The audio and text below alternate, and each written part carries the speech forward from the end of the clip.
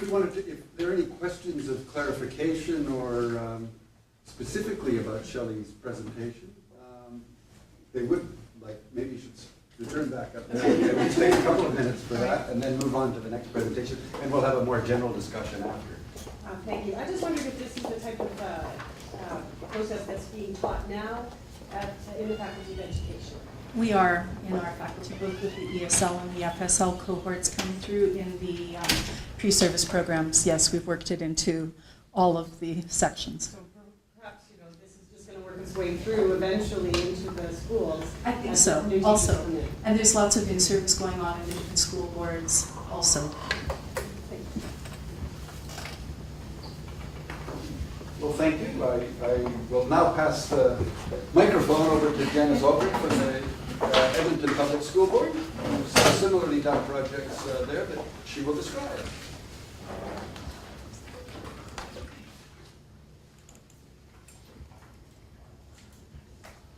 don't know how to use this one. I'm still on the old system to get it just to start. Slideshow. That would help. And from the beginning. Okay. I thank the organizers for inviting me to be here today. My name is Janice Aubry. I'm from an odd little place, far west, called Edmonton, and from Edmonton Public Schools, and from the Institute for Innovation in Second Language Education, and that too is a little bit of an unusual concept. The Institute, fundamentally, is a center for supporting teachers and students and schools and parents. Our main focus, of course, our mandate is because we're within Edmonton Public Schools, is to support Edmonton Public Schools staff and students and parents first. But we really do try, because of our belief in plurilingualism and bilingualism and in good quality teaching and learning, we do try to support others throughout Alberta and across Canada as well. And in fact, now around the world, we do a lot of teacher training.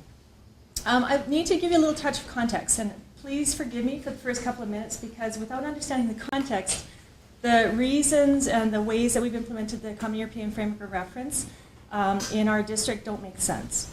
You can see the size of our district. Alternative programming, we used to be called a district of choice, where parents had lots of choices. You can go to hockey school, you can go to ballet school, you can take bilingual programs in 7 languages, French immersion, all kinds of different language programs. We've been doing that for 35 years, and we teach 13 languages, and we have a language requirement from grades 4 to 9. We're just in grade 8. We've been phasing it in over the last few years, so next year we'll have a full requirement in place. We do not require the teaching of French, although 85% of our schools teach French as one of the core languages. We just require that the schools, in consultation with their parents and communities, choose the languages to be taught at that school.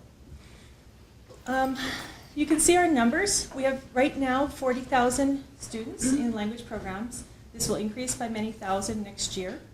You can see that we have a significant number of kids in bilingual programs and French immersion programs.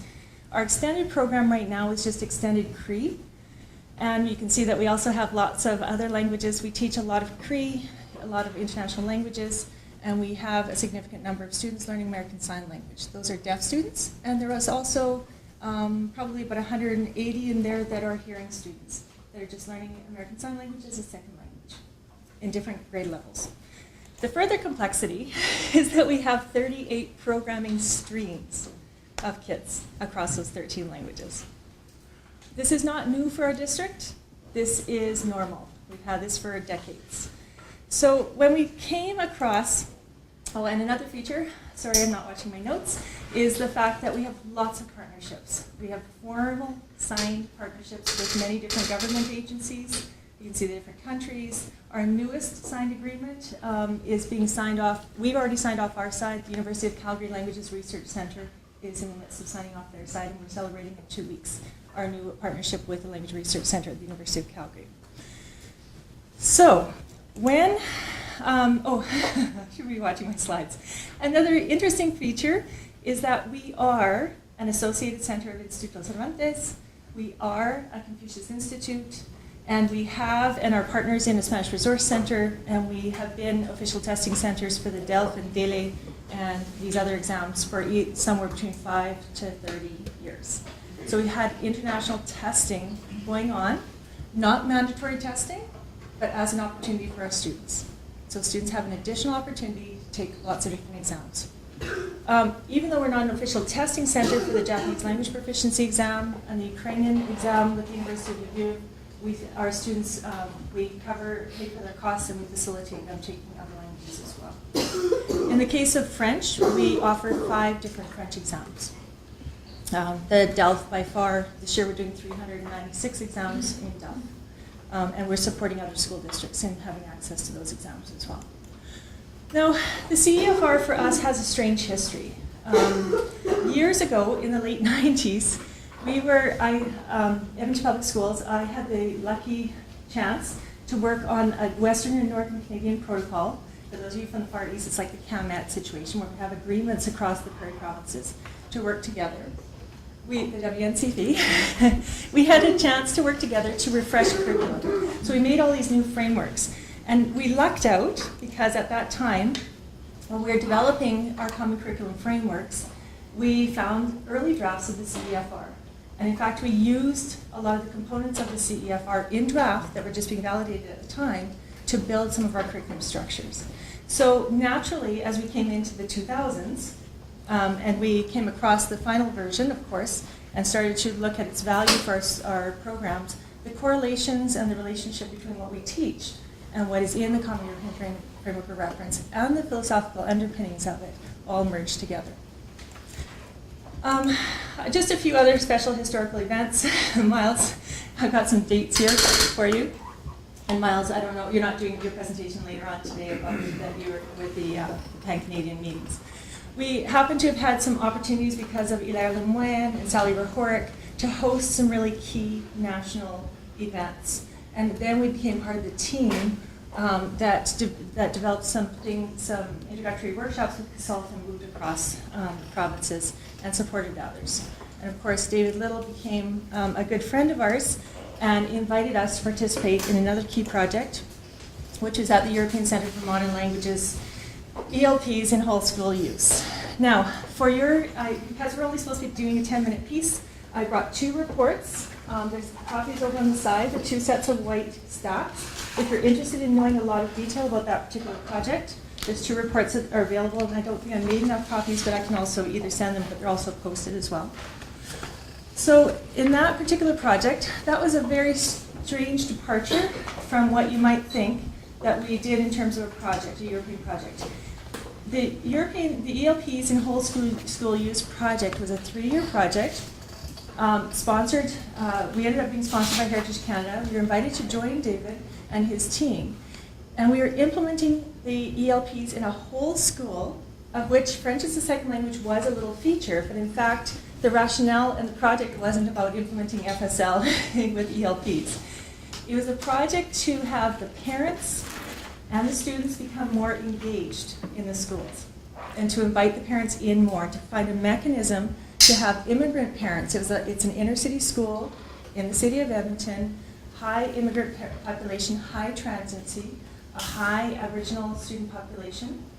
And we were having some challenges getting parents to feel welcomed, and one of the major barriers identified was the language levels of the parents. The parents felt uncomfortable going into the schools. So this was a project to label parent volunteer tasks with students and label them according to what levels, to teach the parents how to use those levels to know what they could help out with at the school. And it's a little unusual. At the same time, we were teaching the children were reporting on their other languages that they spoke. And so it became a whole school implementation, parents, students, teachers, and all the staff, the secretarial staff, administration, etc. It was a really interesting project. It's just wrapped up, and the reports are over there. I am going to move on, though. Just in terms of implementation activities at Edmonton Public Schools, over time, we started off with a big strategic plan. And we had established these international credentialing centers. We expanded them a bit and became official testing centers in some of those languages. A key piece for us is the correlation of our program to studies, to make sure that we knew that when we were teaching a certain level in the program of studies, that we knew roughly what level of the CFR the kids were at. Now, I'm sorry about the slide, because this morning I just realized that all the levels actually bump themselves down in the boxes. You can see how some of them are on the line. But we actually went through and did a formal study comparing our programs of studies against the levels. And then we tested them out according to the achievements of our students on the international exams as one of the bits of evidence as to whether or not what we had identified on a paper correlation was the same as what we were seeing in international exams. And we found a very tight correlation. So this is not, of course, we can't say that every one of our French immersion students hits a C1 level. Almost all of them hit a B2 level, and we are getting a significant number hitting a C1 without previous exposure to French. So we know that our programs are successful, but we also know that there's some gray areas when you try to do those correlations. Another piece that we did that I highly recommend to anyone is we collaborated with our European partners. We went to schools in Spain. We worked with our German partners, a huge amount of expertise that we drew on to look at Common European Framework Reference and European Language Portfolio implementation. And then, of course, we began our own implementation in 2006 around European language portfolios and this Common European Framework Reference. Now, we provided all kinds of sessions. We didn't just focus on teachers, actually, our human resources people, our principals, our assistant superintendents, all those people got involved because we see this as much broader than just teaching and learning in the classroom. And we developed can-do statements based on the curriculum and correlated to the CEFR. Some of those, and we developed biographies and passports, and I'll show those in a moment. These are Chinese can-do statements translated into Chinese that if you ever want to take a look at primary work of students of other languages working on their biographies and passports and portfolio system, I've got those samples for you to take a look at. We also translated a lot of materials into different languages. Not all the translations are finished, and we created a Canadian passport. This was vetted and validated with teachers and schools. It's the only one in the world with signed languages included in it. And to create that, we, our deaf and hard of hearing consultants, worked with some European deaf and hard of hearing leaders in Europe to create some extra descriptors to enable sign languages to be included. And that's caused a little bit of interest in Europe that we're getting a lot of feedback around. It's wonderful. And by the way, there's samples there if anybody wants. I didn't bring enough for everybody that was at the session, but if you feel like one of those samples, please take them. Some other pieces, we do teach at the university. We do teach, and I'm saying that because of the question that was posed earlier, are in the courses that I teach at the University of Alberta, and my colleague Bill Dunn teaches, all of those student pre-service teachers do their own passports and portfolios, and we work through the whole assessment process. We've been doing that for several years now. We also, strangely enough, helped the government of China, Hanban, which is the Office of Teaching Chinese as a Foreign Language, National Office of Teaching Chinese as a Foreign Language Abroad. We took the CEFR to them because we're Confucius Institute, and we're the only one in the world that's actually in a school system. The rest are at universities. We took the CEFR and showed them the DELF and showed them the exemplars and things that we made to support DELF implementation. And lo and behold, the new Chinese exams came out with, and we assisted them in doing some correlations. The new Chinese YCT, BCT, and HSK have come out with 6 levels instead of their previous 5. And I'm really happy because we did have chances a few years ago to talk in Tokyo about our success in using these with Japanese students, students learning Japanese. And lo and behold, I'm not taking credit for that, but it was already on the radar around the CEFR, but I did want to make sure people understood that other countries, including Japan, the new Japanese language proficiency tests have just been brought out, and there's 6 levels, and there's a relationship to the CEFR as well.